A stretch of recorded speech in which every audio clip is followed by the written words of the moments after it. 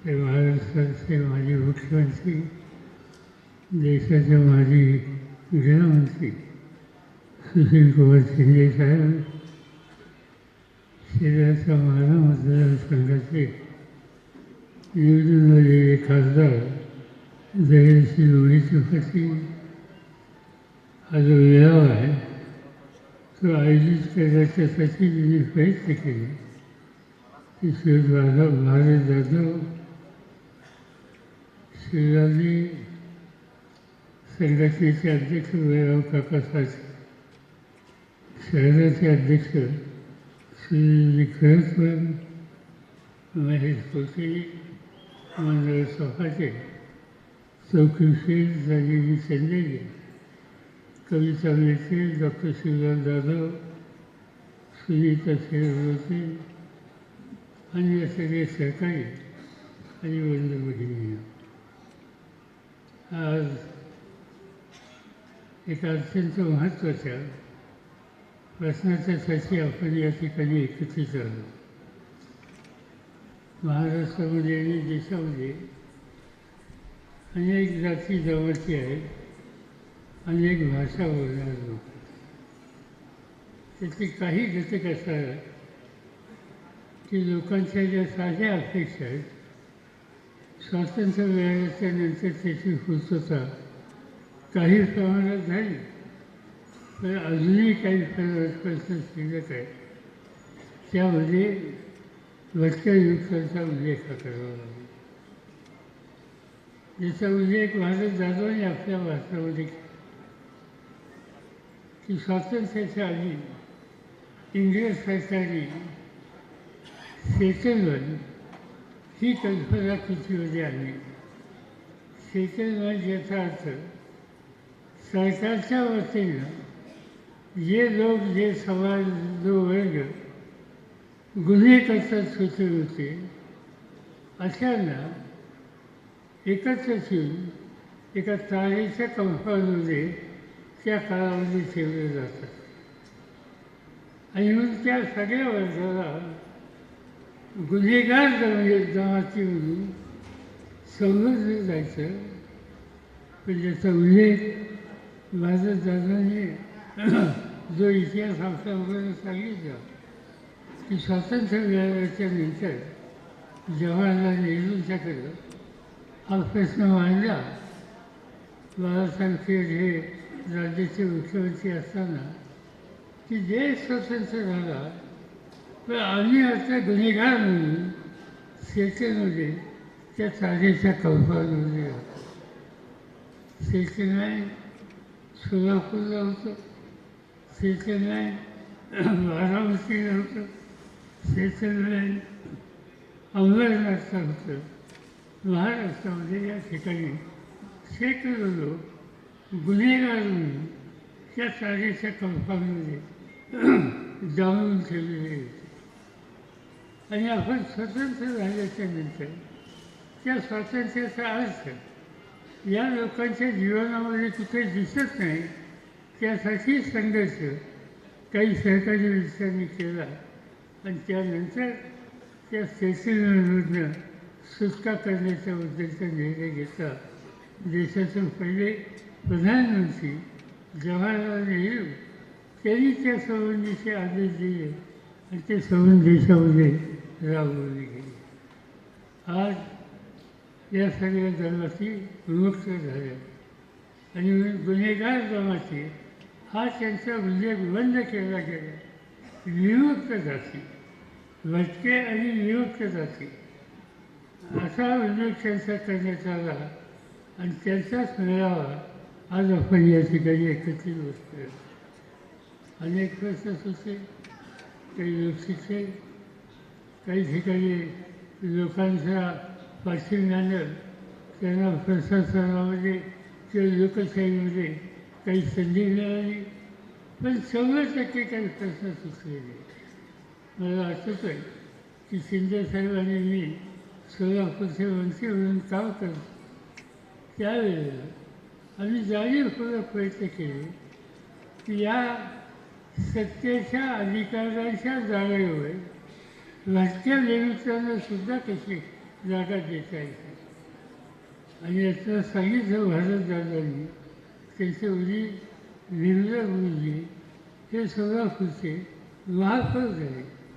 आणि सोलापूरच्या जनतेचा प्रश्न आपण सोडवू शकतो या प्रकारचं चित्र ते निर्माण केलं. आणि त्याचं मुख्य कारण की त्यांची सुटका सेटलमधून झाल्याच्या नंतर आणि खऱ्या अर्थानं भटके आणि वियुक्त जमातीवरून त्यांचा उल्लेख केल्यानंतर त्यांच्या जीवनामध्ये काही ना काहीतरी बदल व्हायला लागला. आज अनेक गोष्टींची पूर्तता आपल्याला करायची. आजच्या त्या ठिकाणी बोलत असताना डॉक्टर शिवदास जाधव यांनी काही अत्यंत महत्त्वाचे प्रश्न मांडले. त्याच्यामध्ये भटक्या वृत्तांची जनगणना करण्याच्या उद्देशाचा एक आग्रह त्यांच्या या ठिकाणी केला. शेवटी की तो समाज नक्की किती आहे, कोणत्या गावाला आहे, त्याची आकडेवारी काय, ही सगळी जोपर्यंत सरकारच्या समोर येत नाही तोपर्यंत सरकारच्या योजनेचा लाभ यांना किती टक्क्यामध्ये द्यायचा या संदर्भाचा निर्णय होऊ शकत नाही.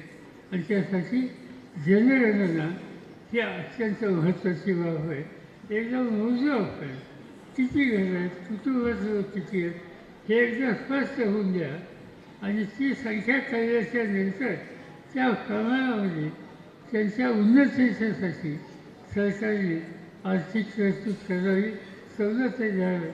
त्यासाठी ही अत्यंत महत्त्वाची मागणी. वसंतराव नाईक हे महाराष्ट्राला मिळालेले एक मुख्यमंत्री या सगळ्या वर्गाच्यासाठी नेहमी धोरण ठरवलं आहे. त्यांच्या नावाने महाराष्ट्रामध्ये आपण मंडळ काढलं आणि त्या मंडळाला जी सरकारच्या वतीनं अंदाजपत्रकामध्ये जी तरतूद करावी लागते ती पुरेशी नाही. आमच्या आणि शिवराज जाधवांनी या ठिकाणी जी मागणी केली त्यामध्ये हीच गोष्ट त्यांनी सांगितली की एकदा जनगणना झाल्याच्या नंतर हा समाज किती आहे हे स्पष्ट झाल्याच्या नंतर या समाजाच्या उन्नतीच्यासाठी जे मंडळ नाईक आमच्या नावाने काढले त्या प्रमाणामध्ये संख्येच्या प्रमाणात त्याचं बजेट वाढवलं पाहिजे. आणि त्यासाठी ही मागणी अत्यंत महत्त्वाची आहे. दलित वस्ती जमाई योजना याप्रमाणे गाय रानावर भटक्या विमुक्तांना घरकुलाच्यासाठी जमीन द्यावी आणि घरकुले बांधून द्यावी. आज आपण बघतो की केंद्र सरकार सतत जाहीर करत असतं की आम्ही गरीब लोकांच्यासाठी घरं बांधली, त्यांच्यासाठी आम्ही जमीन दिली. ठीक आहे, ते दिलेली असेल, पण त्या गरीब लोकांच्याचा सगळ्यात खालच्या पातळीवर जो विचार सहन करतो आहे, ज्याला निवारा नाही आहे, अशा लोकांच्यासाठी किती टक्के घराची तरतूद केली हा जर प्रश्न विचारला तर आपण समाधान करण्यासारखी स्थिती नाही. आणि म्हणून आपण सरकारच्या वतीने जमीन देणं आणि घरकुलं बांधून देणं आणि त्यांच्या जीवनामध्ये एक प्रकारची स्थिरता आणणं याची अत्यंत महत्त्वाची गरज आहे. आज त्या मुद्द्यांची ही मागणी माझ्या मते अतिशय योग्य आहे. वडार समाज एक महत्त्वाचा समाज आहे. आज समज राज्यामध्ये देशामध्ये जी बांधकामं होतात, घरं बांधली जातात, रस्ते तयार केले जातात, आणखीन काही गोष्टी केल्या जातात. आणि हे करायचं असेल तर शेवटी त्यासाठी दगडाची गरज आहे. आज तो दगड काढणारा हा जो वडार समाज आहे त्याच्यावर एवढी मोठ्या प्रमाणात रॉयल्टी कर याचं बंधन टाकलं जातं. आणि ती रॉयल्टी देण्याची ताकद त्या वडारी समाजाच्या लोकांच्याच नसते. आणि त्यामुळं त्यांचा उत्पन्न करावं होतो.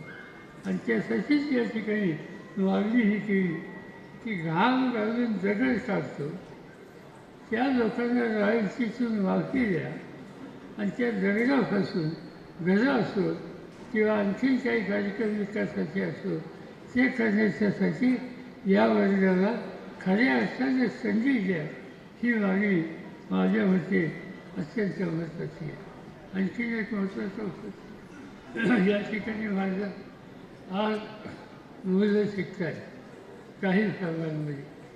डॉक्टर बाबासाहेब आंबेडकरांनी आपल्याला स्वातंत्र्याच्या नंतर जी घटना दिली त्या घटनेनं शिक्षणाचा मूलभूत अधिकार ही संकल्पना त्याच्यामध्ये मांडली गेली आणि मूलभूत अधिकार दिला आणि मुलापासून शिकायची व्यवस्था झाली. ती शिकायची व्यवस्था करायची असतील तर आश्रमशाळा बांधल्या पाहिजे.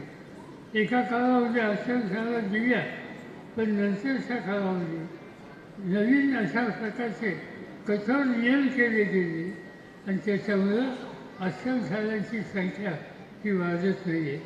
आणि जोपर्यंत आश्रमशाळा वाढत नाहीत तोपर्यंत मुलांच्या शिक्षणाची सोय ही अधिक होणार नाही.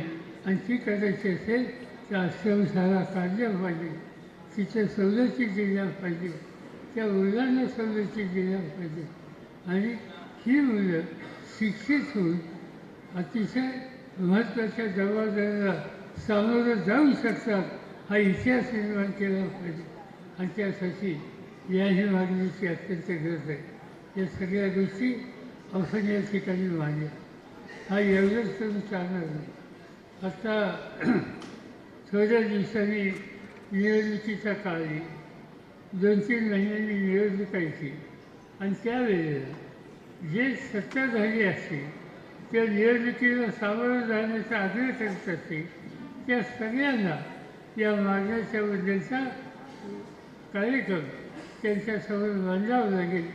आणि मी आपल्याला एवढंच सांगू इच्छितो की आज महाराष्ट्रामध्ये काँग्रेस पक्ष असेल, राष्ट्रवादी काँग्रेस पक्ष असेल, उद्धव ठाकरेंच्या नेतृत्वाखालचा शिवसेना असेल, या सगळ्या पक्षांच्या कार्यक्रमामध्ये आम्ही या सगळ्या मुद्द्यांचा समावेश करू.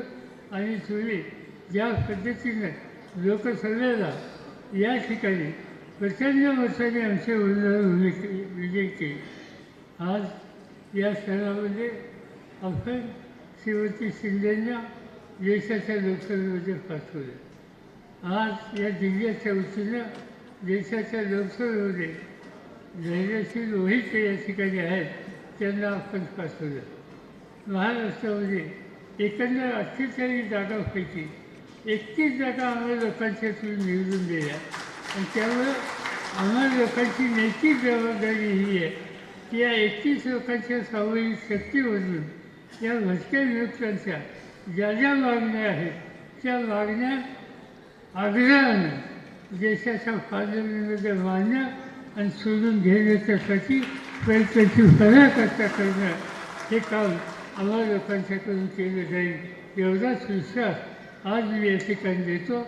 आणि मला पुण्याला जायचं असल्यामुळे अधिक वेळ न घेता आपण हा मेळावा आयोजित केला त्याबद्दल आभार मानतो.